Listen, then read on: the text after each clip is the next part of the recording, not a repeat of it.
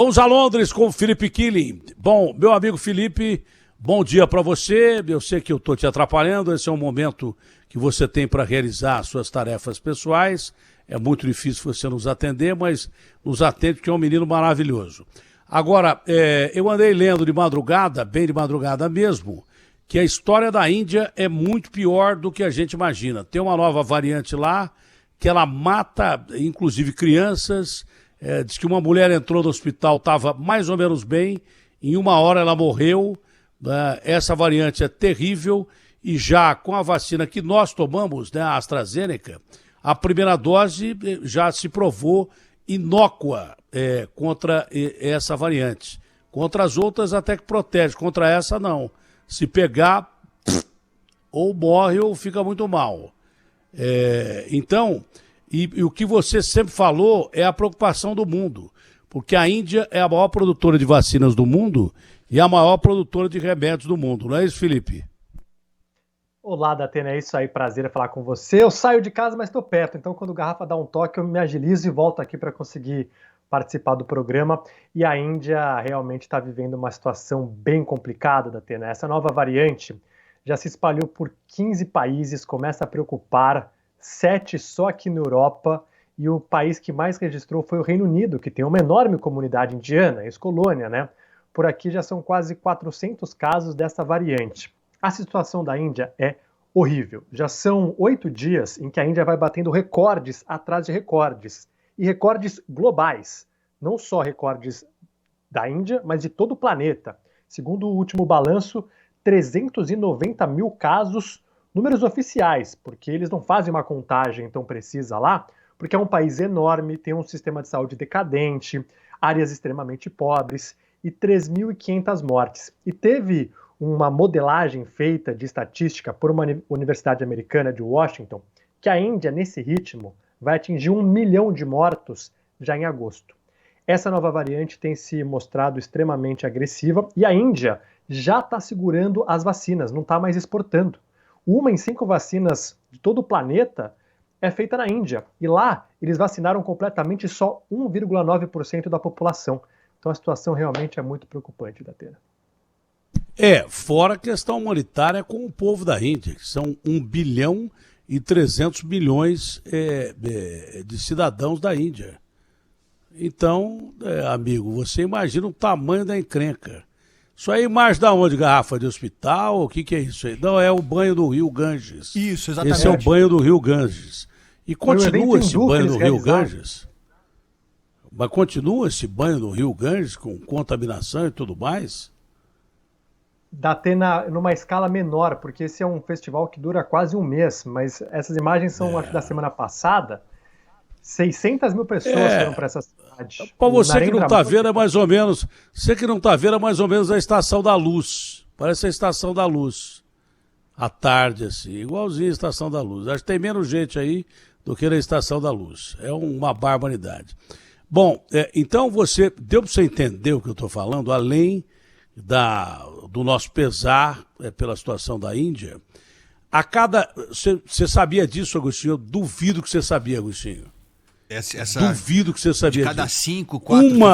Em cada 5 vacinas é produzida pela Índia. Uma em cada 5 vacinas do mundo, uma é produzida pela Índia, que é a maior fabricante de vacinas do mundo e a maior fabricante de remédios do mundo. Qualquer remédio. Provavelmente o remédio que você toma vem da Índia. E às vezes, remédio para quem tem doença crônica, remédio para quem tem câncer, remédio para quem tem diabetes, remédio para quem tem asma, remédio para quem tem dor no dedão. A maior, é conhecida, como o Felipe sempre falou, a farmácia do mundo é a Índia. Então a Índia doente, você imagina a encrenca que o mundo está enfrentando também. Outra coisa que preocupa é que essa variante já foi detectada em 15 países. Agora uma pergunta técnica para você, Felipe Killing. E para você, brilhante Agostinho, de uma mente estrondosamente fértil. Eu, aliás, devo ter uma mente fértil, porque deve ter alguma coisa diferente dentro da minha cabeça, que eu corto o cabelo hoje, amanhã ele está do mesmo tamanho. Então deve ter adubo dentro da minha cabeça pra caramba. O que cresce cabelo, podia crescer outras coisas ao invés de cabelo. mas uma mente fértil como tem a de Agostinho Teixeira. Uma pergunta técnica, Agostinho Teixeira. Ai. Você acha que essa variante da Índia já não está aqui e a gente não descobriu? Eu aposto que está aqui. Seguramente está aqui. Imagina que não. Lógico que está. Se a gente tem o Palocci, tem o Cabral, tem o Gedel. A variante da Índia não é ruim, mas não deve ser tão ruim que nem esses caras. Então ela deve estar aqui. Mas não é. É que é só uma questão de detectar, velho. É só uma questão de detectar. Porque quando foi descoberta a variante inglesa, e foi a primeira, é porque o Reino Unido era o país, não sei se é hoje, porque as variantes agora são rastreáveis, né, em todos os países, mas era o país que mais rastreava variantes. Aí descobriu a primeira. Né? A Inglaterra estava lá de olho, tem variante, e pumba, descobriu a primeira. E outra coisa, o nosso país é muito parecido com a Índia, independente de eles terem lá 1 bilhão e 400 milhões de habitantes. Isso é um solo mais fértil para o vírus variar. Porque quanto mais você tem gente, mais ele vai variando. E aí vai chegando a monstros que você não pode imaginar. Se você acha o coronavírus um monstro, tem 19 coronavírus. Agora tem mais com as variantes. Você imagina para onde ele vai. Mas o Brasil é um país pobre como a Índia, porque a Índia ela tem uma tecnologia hiper avançada. Para quem não sabe, eu já estou falando, maior produtora de remédios do mundo, maior produtora de vacinas, tem uma área de inteligência artificial super desenvolvida, computação e daí por diante, mas é o que tem no Brasil, uma divisão de renda desgraçada. Porque lá ainda tem uma religião que fala sobre castas. Eu não vou discutir religião. Aí o cara nasce na casta mais pobre e fica até o fim da vida. Não tem chance. Nasce na outra intermediária e fica lá. Então tem essa divisão de renda que joga bilhões bilhão, sei lá quantos bilhões de gente pobre na rua. E está provado que esse vírus não é que ele escolhe classe social, mas ele escolhe gente. Não interessa que classe social, credo, ou política, ele escolhe gente. Se tem 1 bilhão e 400 milhões lá, é a única diferença, porque o resto do Brasil é igual. Tem miserável pra caramba aqui, tem desempregado pra caramba aqui, não é? E por isso que o país é muito parecido. E a variante já está provada, já está provado isso, onde você tem gente e vacina menos, mais o bicho está variando. Não é? Nos Estados Unidos, quando eles não estavam vacinando, por causa do mané do Trump, apareceu a variante inglesa, acho que foi no Oregon, sem que houvesse contato do cidadão que estava com a variante inglesa com qualquer cidadão inglês ou que tem aí na Inglaterra e vice-versa. Ninguém da Inglaterra foi lá. Isso é Darwin. Eu não vou ficar explicar quem era o Darwin. Foi ponto esquerda da seleção, sei lá de onde. O Darwin foi lá nas Ilhas Galápagos, viu aquele bicho engraçado, as iguanas, olhou lá, viu um passarinho, a espécie se desenvolve. Significa o seguinte, trocando em miúdos, o bicho, independente de contato, ele varia. Ele varia. Da mesma forma, às vezes, em países diferentes, sem contato nenhum. Então não adianta ficar fechando fronteira, porque ele varia. Vou fechar minha fronteira para a variante brasileira. Esses manés já devem ter variante brasileira, que a gente chama de brasileira, porque foi detectada em Manaus. Mas ela já pode estar no resto do mundo, sem que nenhum cara do Brasil tenha ido para esse lugar. Entendeu? Então aqui pode ter variante igual da Índia ou pode estar pintando uma pior. Então é por isso que cientista nenhum sabe o que está falando. Esse secretário de saúde de São Paulo veio falar em terceira onda. Nós não sabemos nem em que onda nós estamos. Já lá na Europa estão preparados para uma quarta onda, muito por conta dessa variante que apareceu na Índia. Porque eles já sabem que ela se espalhou pelo mundo. E o secretário daqui está falando em terceira onda. Nós podemos estar perto da 18ª onda, com 16 milhões, 14 milhões do transporte coletivo todo dia sem saber. Você imagina o que é o transporte coletivo com 14 milhões de pessoas trafegando todo dia? Multiplica isso por 7. Vamos multiplicar por 5. 14 milhões por 5. 70 milhões de pessoas em 5 dias. Você imagina o que são 70 milhões de pessoas? 70 milhões de pessoas, que é mais que a população do Reino Unido, mais que a população da França, mais que a população da Espanha, das 2 Espanhas. Você imagina 70 milhões rodando no transporte coletivo de São Paulo, o que tem de variantes surgindo só dentro do transporte coletivo de São Paulo. O bicho mudando dentro do transporte. Você montar um laboratório dentro de trem, ônibus e metrô, você vai ver quantas variantes estão surgindo ali dentro. Berçário de variantes. Esses mané não sabem o que eles estão falando, porque os mais brilhantes cientistas do mundo, que são pesquisadores fenomenais, estão tendo dificuldade em explicar o que é que está acontecendo com o mundo. Eles não sabem que ponto da história nós estamos. Você toma uma vacina hoje, ela pode não prestar para nada amanhã. Já estão colocando em xeque a vacina da Pfizer. Alguns países já estão determinando que a vacina da Pfizer não é eficiente com 2 doses, que ela precisa de 3. E que os americanos precisam falar isso, não é? Já estão contestando até a vacina da Pfizer, que ontem só faltou botar o Palácio do Planalto lá na pista do aeroporto de Viracopos, porque nós recebemos 1 milhão da vacina da Pfizer. Só faltam 199 milhões de chegar agora, que nós compramos 200 milhões de doses. Então, todas as vacinas estão sob cheque, nenhuma está provada que ela oferece segurança total contra as variantes, só que tem um detalhe que eu já expliquei. A vacina que eu tomei, eu não vou negar, passei mal pra caramba, mas tô vivo, não morri, até agora não morri. Passei mal pra cacete, muito mal. Mas eu tô aqui vivão, ó. Posso morrer daqui a pouco para alegria de muita gente que está nos ouvindo e muita gente que não está, mas gostaria que eu morresse. Então, o lance é o seguinte, a chance de você ter um coágulo, que eu tenho 6 stents, me mataria violentamente. Mataria muito. Eu morreria muito, eu não morreria pouco. Eu morreria muito com coágulo.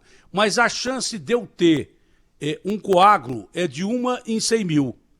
A chance de você ter a doença e morrer é de 1 em 100.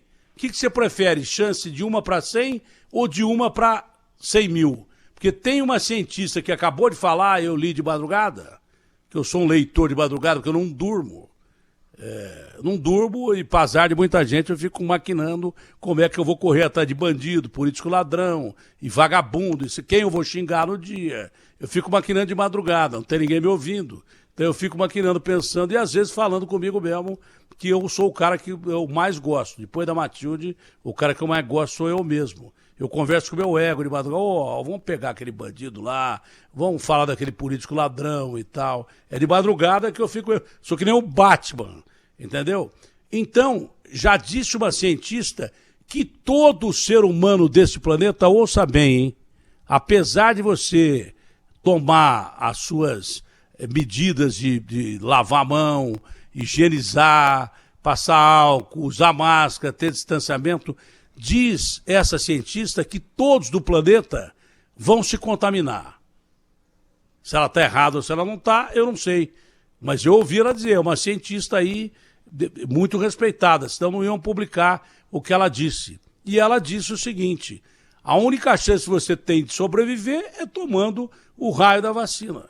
Eu expliquei a minha vacina que eu tomei, que é minha não, né? Já tem a do Dória e do Bolsonaro, só falta ser minha. A vacina que eu tomei, a AstraZeneca Oxford, foi a vacina que o Felipe também tomou.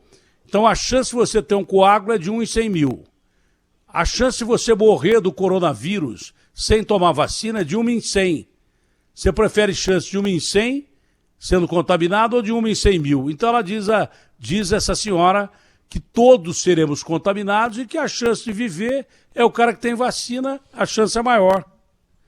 Não é porque você tem coágulo também que você vai morrer, às vezes o cara salva. O cara tem um infarto, vai no hospital, o cara te salva. Mas a chance de você morrer também se pegar coronavírus é de 1 em 100. Não é todo mundo que pega coronavírus que vai morrer. Muitos se salvaram.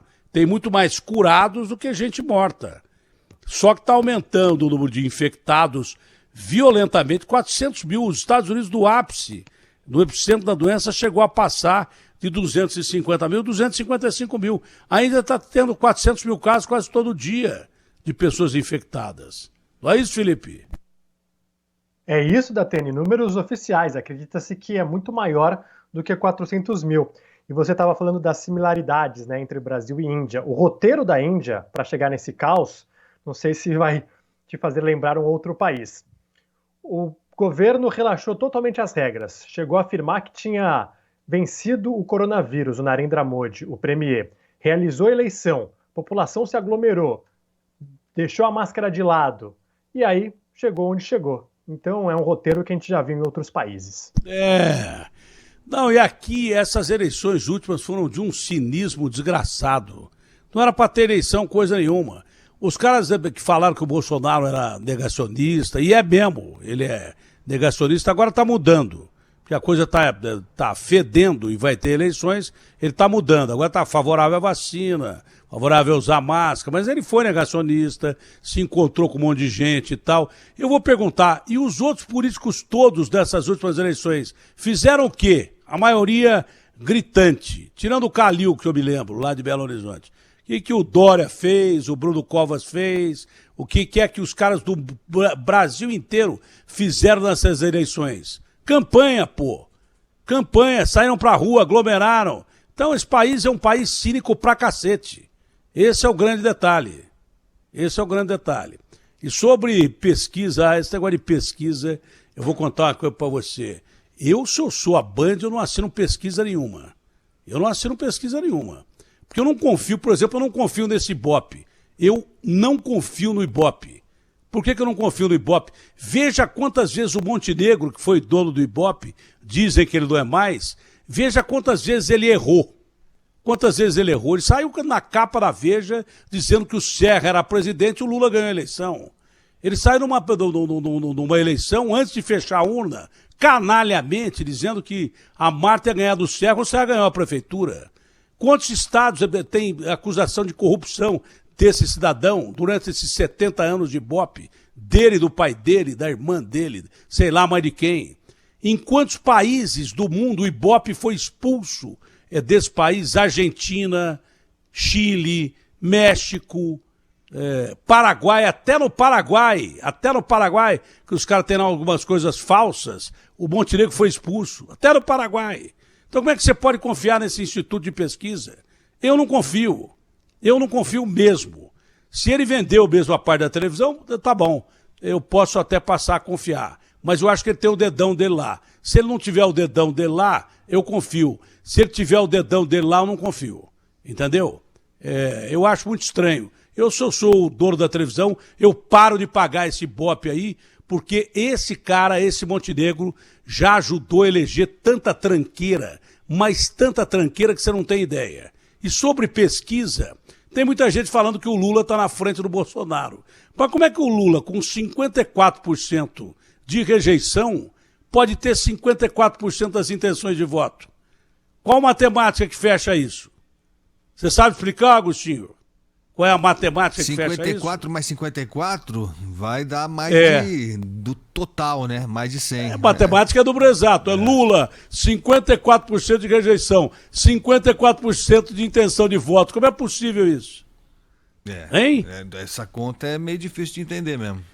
Eu já falei pro Schneider, eu não ia mais meter o pau nesse Ibope, porque dizem que o Montenegro vendeu a parte de televisão. Eu duvido. E se ele não vendeu, e se ele tem um pé ainda no Ibope, ou na televisão, ou na política, eu continuo desconfiando. Se ele vendeu, eu posso até acreditar. Mas se eu sou a Band, eu paro de comprar Ibope e anuncio o seguinte: não é porque a gente não quer pagar, é porque a gente não confia nos métodos de aferição. O Montenegro, eu acho que ele é desonesto mesmo. Agora, esse Ibope deve ter uma maneira de... Aliás, eu gostaria de fazer um desafio. Se alguém me trouxer um aparelhinho que mede Ibope, eu dou 100 pau pro cara que me entregar um aparelhinho que mede Ibope. Eu dou 100 mil reais pro cara que me trouxer um aparelho que mede Ibope. esse people meter que eles têm. Eu dou 100 mil reais pro cara que trouxer para mim um aparelho que mede Ibope. Faço aqui um desafio. Quem tem um aparelho que mede Ibope, traz para mim que eu te dou 100 conto. E dou do meu bolso, não dou da TV, porque a TV não tá no meio disso. Pode tirar a TV do resto disso, quem encrenca é comigo. Eu dou 100 mil reais para quem me trouxer um aparelho que meça esse Ibope. E se o Montenegro, que devia estar preso uma hora dessa, por uma série de outras coisas ali em pesquisa, me trouxer um aparelho, me mostrar onde ele tem um aparelho desse, eu calo a boca. E um dia eu fui ter uma reunião com ele, que ele propôs para a Marlene Matos, eu fui porque a Marlene pediu para que eu fosse, e ele falou assim para mim, Datena, os meus filhos choram em casa quando você diz que eu estou na CPI do Banestado. Eu falei, não, você está na CPI do Banestado e os meus filhos choram em casa quando você me dá 3 pontos do Ibope para me sacanear. Se você me der os meus números reais, eu não falo que você está na CPI do Banestado. E o que não era verdade, porque logo depois ele falou, não, você tem uma ideia, foi uma casa que eu vendi e que a minha irmã também está na CPI do Banestado. E logo depois, por coincidência, os meus números passaram a ser os números normais que eu tinha sempre, que ele tinha tirado. Aí um dia ele voltou atrás e eu falei assim, olha, inclusive a irmã do Montenegro está na CPI do Banestado, porque eu tenho fontes fidedignas de que ela está na CPI do Banestado. E desafio alguém me ligar para cá, inclusive o presidente do Ibope, para dizer que é mentira. Ele não ligou, porque foi ele que me falou, pô. Entendeu? Então, esse negócio de pesquisa é muito relativo. Tem alguns institutos que eu confio, mas o Ibope não está entre eles, porque eu desconfio que o Montenegro ainda continua sendo acionista, de alguma forma, do Ibope. Se disserem para mim que não, eu confio no Ibope. Se disserem que sim, eu continuo não confiando no Ibope. E se começarem a me roubar o Ibope mais do que já aferem mal, não digo roubar, né? Vamos dizer, aferirem mal, porque não tem Ibope em comunidade. Eles não medem Ibope em local inseguro. Porra! Então vai pra Suíça medir Ibope, pô. Vai pra outro lugar, o Brasil inteiro é inseguro. Como é que você pode confiar no instituto que não mede pesquisa em lugar inseguro? Entendeu? Como é que você pode? Quer dizer que a comunidade está excluída da aferição do Ibope? As comunidades que estão aí numa situação de... Tem comunidade em São Paulo de 100 mil habitantes. Paraisópolis. Tem comunidade de 220 mil habitantes. Heliópolis. Entendeu? Só aí são quase 500 mil pessoas. Os caras não medem Ibope lá. Então eu quero ver alguém que me traga um aparelho desse Ibope. Eu dou 100 conto. Dou 100 pau. Quem me traz um aparelho desse Ibope aí. E eu estou falando isso por minha conta. É possível até que eu perca o emprego por causa disso. Mas eu estou falando isso por minha conta. Eu já estou com o saco cheio de ouvir caca e ficar quieto. Já estou com o saco bem cheio. Cheião mesmo, até na tampa. Chega de ouvir caca e ficar quieto. Se começar a falar, vai levar porrada. Outro dia o cara falou do meu filho lá no Globo, eu dei-lhe um cacete, ele ligou para me explicar, não, Datena, não era nada disso, você é um cara muito legal e tal. Falei, mas você deu uma notícia que não era notícia, absolutamente não existia, porque eu não sou parente do Cajuru e o meu filho trabalha para ele, então não tem nepotismo aí. E o meu filho é um cara competente, formado em marketing, né, e com curso, inclusive, em Portugal. E ele é super competente. E aliás, não tem laço de parentesco. Vai ver da sua organização lá da Globo quantos caras que são funcionários do Senado, de senadores, de deputados, que tem parentes na Globo. Porque o cara tem parente em algum lugar, não pode trabalhar em outro lugar? Ah, não pode. Ele falou, não, é um negócio perfeitamente legal. É tão legal que foi publicado no Diário Oficial. Ele falou, não, mas eu não tive a intenção, porque realmente não tem nada a ver. Eu falei, não tem nada a ver, por que saiu na sua coluna? Não é notícia, por que você botou na sua coluna? E ele foi educado, pediu desculpas, tá? Não foi ele quem tinha publicado, foi uma moça que publicou na coluna dele, eu que tinha xingado o cara pra caramba, retirei os xingamentos porque ele retirou ele disse que tinha feito aquilo sem intenção e que só leu a notícia no outro dia e tal. Bom, aceitou que fez coisa errada, isso inibe para mim o crime que ele teria cometido, que valeria, inclusive, eu processá-lo. Entendeu? E quem é a Rede Globo para ficar me acusando de alguma coisa? Pô, se ela foi aliada da ditadura militar, ela ganhou dinheiro com o governo do Lula pra caramba, quem é a Rede Globo para ficar enchendo o meu saco? Por que eles não foram perguntar por que o genro do Silvio Santos é ministro das comunicações? Porque o cara é ministro das comunicações e pode ferrar com ele. Entendeu? E qual a organização dele. Então vai pra... É isso aí que eu tinha que falar. Felipe, um beijo grande, Felipe. Beijão, Felipe. Valeu, até super a tarde. beijo da Atena.